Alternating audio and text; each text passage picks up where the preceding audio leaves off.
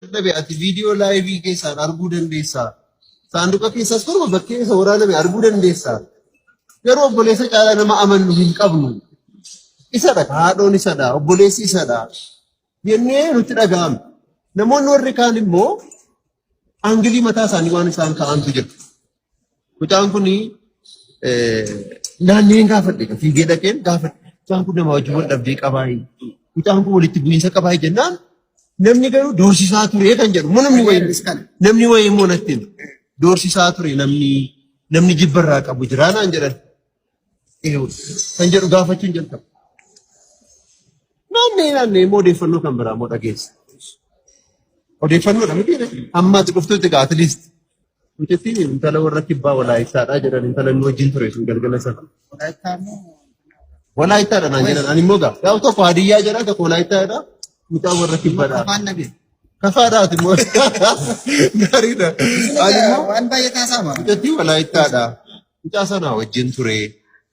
Intala sanaa wajjin wal beeku. Intalli puulii taphachiifti. Hariiroo qabu. So ishee wajjinii wal arganiiru. Ishee wajjin hoteela keessa wajjin turanii. Waan tokko tokko raawwatanii turanii. Mucaanii waan ta'eef fayyadamee ture kan jedhu immoo sadarkaa hiriyoota isaa warra jamoo amma wajjin jiraatan irraa immoo oduu akkasii immoo dhageenya. Mucaan immoo beekamtii xiqqoo waan qabuuf gaa oduun kun eegaleera akkasitti immoo halluu akkasii qaba kan jedhu immoo nan dhageedha.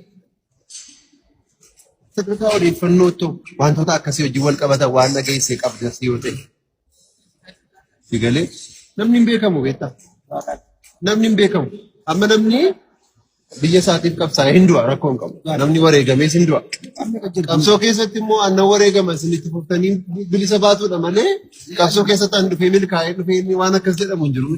Yoo mucaan kun even mistake hima dhuunfaadhaan illee dogoggorra akkasii uumame illee dhaloonni irraa barachuuti qaba jedhee nama na beektaa. Bakka dhaloonni anan sobni sobaadhaa dhugaan dhugaadha. Suma dhugumaa amma ijni ijadha jijjiiruu hin dandeenyu bakka. Eegalee jijjiiruu hin dandeenyu. Kanaaf mucaan kun yooma ofiisaatiin illee nuun beekaan naasuudhaan naanee dhannee bakka reeffa mucaa kanaa at least lafatti guyyaa tokko beennaa. Namni aartii keessa jiru immoo garaa laafa beektaan. Namni mucaa kana dura beeku immoo garaa laafa. Dhannee mucaa kana gaggeessuuf yaallee isinitu xiyyiitiidhaan rukutamee iyyuu noositeera nuun jedhan noositaan kunoo ta'an keenya jiru. Indee mucaan kun dhaqanii poolitikaa guddaa keessa gashanii mucaa. Baay'ee nama kanaa ta'a jechuudha. Poolitikaa cimaa keessa gashanii mucaan immoo poolitikaa keessatti hirmaata. Qabu keessaa waa tokko 0.5 waa'ee siyaasaa kennu suuraa. Maaliif beeku yeroo daanguutti siyaasa keessa obboleessa caalaa namni beeku. Nama hojjette taatee na uummata Oromoo hojjette. Singorsaan. Gaafa akkasitti nama. Daangorsa baay'ee. Jira miti gaa. Iftuun maal nyaatti kaleessa anaa koo deemu dawwaluufi. Sa'aatii sadii yeroo dawwalu galtuu naannoo dhufanaan jedhee. Yeroo sana gaafa duusan. Sa'aatii afur keessa yeroo dawwaluufi sirkii isaa cimee hojjetu. Kana booda yeroo nama sadettiin sana ganama isaa yeroo nama kana gaafa dhummoo sa'aatii torba keessa reeffa akka fidaniidha poolisiin achi. Halkan fidan jechuudha. Poolisiin yeroo fidan sana akka inni du'e eewwata qeerri foofti godhe. Isa qoratu. Viidiyoon ka'eeraa achi iddoo sana. Manni sun kaameraa qaba akkamitti akka du'e eewwata kana ajjees maal arganiif nuti akkamitti beeksisa kana fa'aa gaafachaa ture kan galee achi. Isaan booda ganaadhaan riizaaltii guyyaa kudha shan booda sitti naanaan jedhan isaan. Amma kana gidduutti ana afuu hin dandeenye bitte. Ta'ee kan jiniin mana daawwatu wanta kan finti ni nyaatan ijoollee wanta kan ofuu.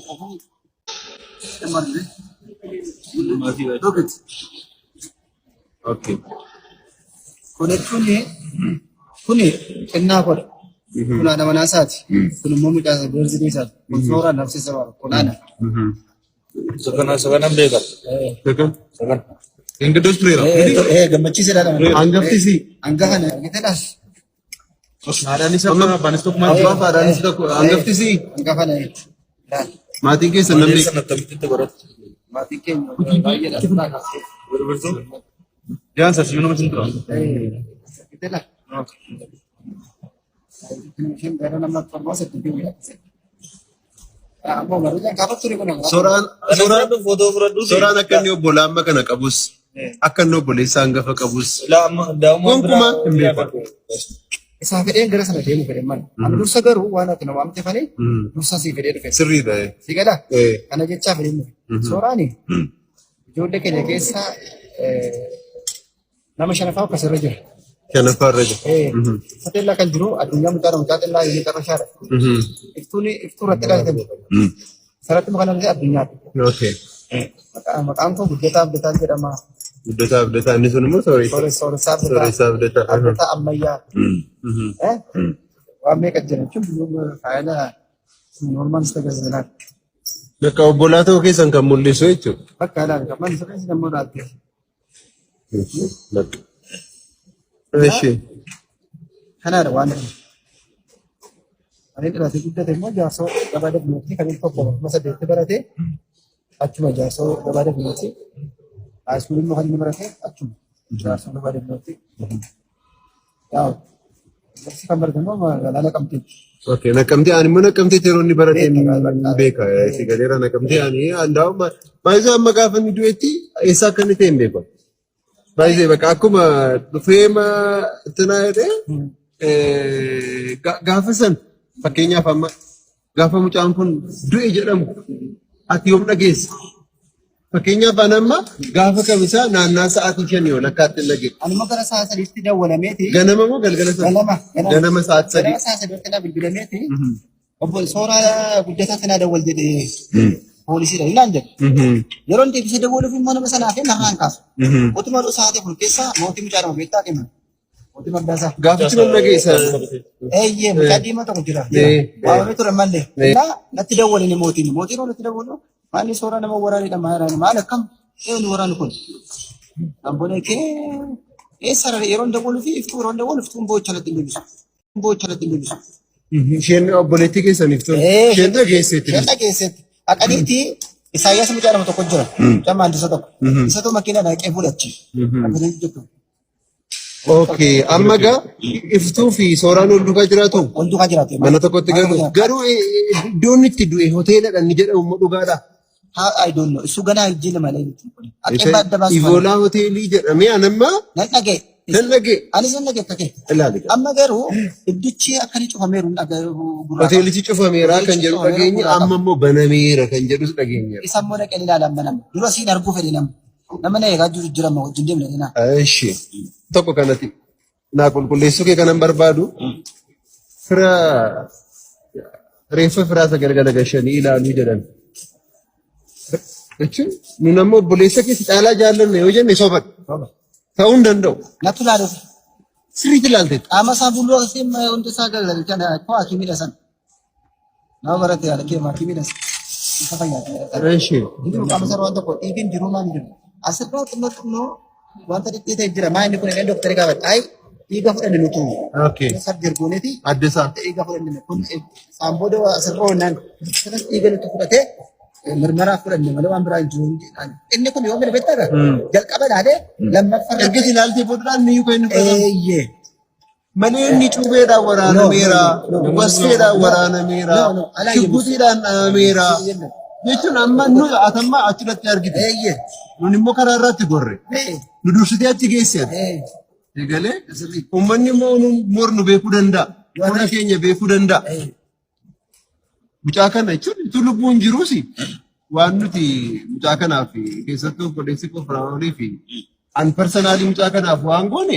Bara malee natti maanni koo yeroo lubbuun jiru waa'ee keessa. Ilaali qaamaan immoo waliin beeknu. Waliin beeknu malee waa'ee kee fi biraazarii kee natti maanni. Siistarii nu beekti. Deevis beekti. Haa ta'u gaa inni rakkoon qaba amma kanan godheedhanii dubbachuufis miti guddata. Waaqayyoof haa hubata. Wanti ta'e hundumtuu kanan godhe ittees hin dubbattu. Namaaf gootees waan gootu. Garuu ani mucaan kuni guddachuun barbaada. Aartii nan jaalladha. Maaloo meeshaa akkas jennaan viidiyoo yuutuubii irratti hamma har'aatti isaan hojjetanii argatan hamma har'aatti argatan guyyaa tokko birrii tokko kaffalanii sin beekan. Meeshaan kan koodhaa obboleessa koo wajjin kiraayii mana aan finfinneetti tun kaffaladhu. Buraayyootti isaaniif jeetti birrii 5,500 kaffala. Yeroo ta'e yeroo inni gadhiisee jammoo galee jedhan immoo bilbilanii manatti himan an soraa tootaalii guyyaa 4 qaamaan hin agarreera. Garuu obboleessa koo wajjin hiriyaa waan ta'eef gaafa karaarraa qorii nanne fiigni dhannee gaafannee isa kaan obboleessaa jira gaafa jedhamu kunoo Efreem lalisaa mucaan bal'aa jedhamus galmeessuuf jennaan noon jedheen Efreemiin aartii keessatti ol beela. Namni beeka. Lalisaan weellisaan aartii keessatti ol beela. Laloo isin galmeessaa. Amma salphina keessa galleera. Dargaggeessi kun du'eera. Namni qabeenya qabu nu keessaa hin jiru. Gagalmeessaati amma dandeessan maqaa wajjin yaadannoo ofii fuudhaati. Saanduqni haa bitamuu jennee achi booda deebinee feesbuukii galee gaafa ilaalu namni tokko iyyuu poostateera.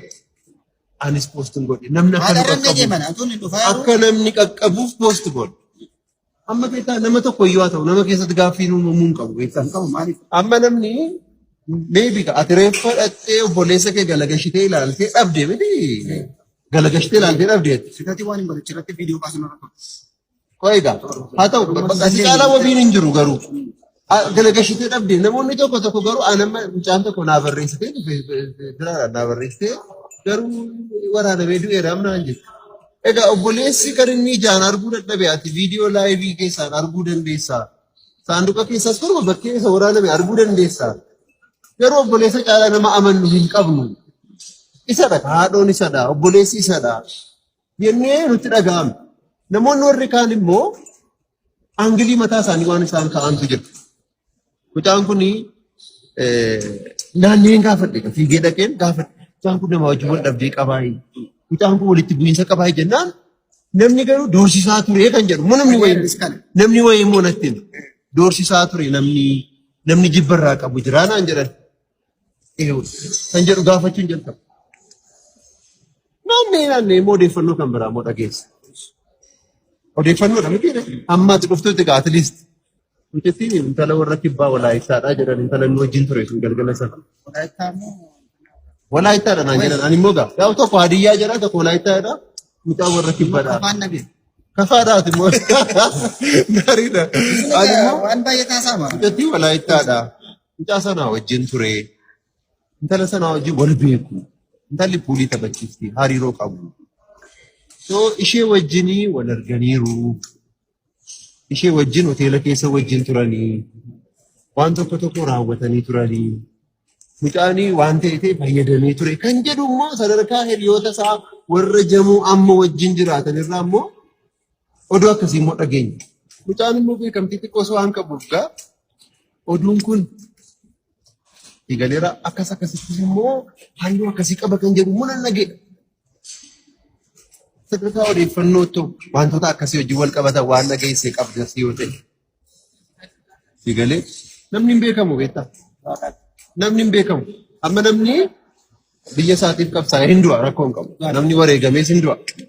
Qabsoo keessatti immoo aannan wareegama isinitti fuftanii bilisa baatuudha malee qabsoo keessatti aan dhufee milkaa'ee dhufee waan akkas jedhamu hin jiru miti. Yoo mucaan kun even mistake ma dhuunfaadhaan inni dogoggorra akkasii uumame illee dhaloonni irraa barachuuti qaba jedhee nama nama beektaa. Bakka ani dhaloonni ananma sobni sobaraa dhugaan dhugaadha. Isuma dhugumaa ammoo sirrii. Ijni ijaadha jijjiiruu hin dandeenyu bakka. Igalee jijjiiruu hin dandeenyu. Kanaaf mucaan kun yooma ofii isaatiin illee nun beektaan naasuudhaan naanee dhannee bakka reeffa mucaa kanaa atleast lafatti guyyaa tokko beennaa. Namni aartii keessa jiru immoo garaa laafa beektaa. Namni mucaa kana dura beeku immoo garaa laafa. Namni mucaa kana gaggeessuuf yaallee isinitu maaxiitiidhaan rukutamee iyyuu dhoositee nuun jedhan dhoositaan kun hoota dandeenya jiru. Indee mucaan kun dhaqanii poolitikaa guddaa keessa gashanii mucaa. Baay'ee nama kanaa haasa'e beektaa. Poolitikaa cimaa keessa gashanii mucaan immoo poolitikaa keessatti hirmaata. Hin qabu keessaa waa tokko 0.5 waa'ee siyaasaa kennamu suuraa. Maaliif beeku yeroo daangoo siyaasa keessa obboleessa caalaa namni Oromoo hojjette taateenaan uummata Oromoo hojjetu. Singorsaan. Dhugaa waaqasitti maal? Daangorsa baay'ee. Jira miti gaa. Iftuun maal nyaatti kaleessa aanaa koo deemu dawwalu fi sa'aatii sadii yeroo dawwalu galtuu naan dhufa naan jedhee yeroo sana gaafa duusan. Sa'aatii afur keessa yeroo dawwalu fi sirkii isaa ciree hojjetu. Kana booda yeroo nama sadattiin duu sana ganama isaa yeroo nama hospitaala gaafadhu immoo sa'aatii torba keessa reeffa akka fidanidha poolisiin achi. Halkan fidan jechuudha. Poolisiin yeroo fidan sana akka inni du'e eewwata qeerri foofti godhe. Isa qoratu. Viidiyoon ka'eera achi iddoo sana. Manni sun kaameraa qaba akkamitti akka du'e eewwata kan ajjeesu maal arganiif nuti akkamitti beeksisa kana fa'aa gaafachaa ture kan galee achi. Isaan booda ganaadhaan riizaaltii guyyaa 15 booda sitti naan jedhan isaan. Amma kana gidduutti ana afuu hin dandeenye bite. Ta'ee ta'ee kan ittiin mana daawwatu wanta kan ittiin nyaatan ijoollee wanta kan ofuu ofuu hin dandeenye. waan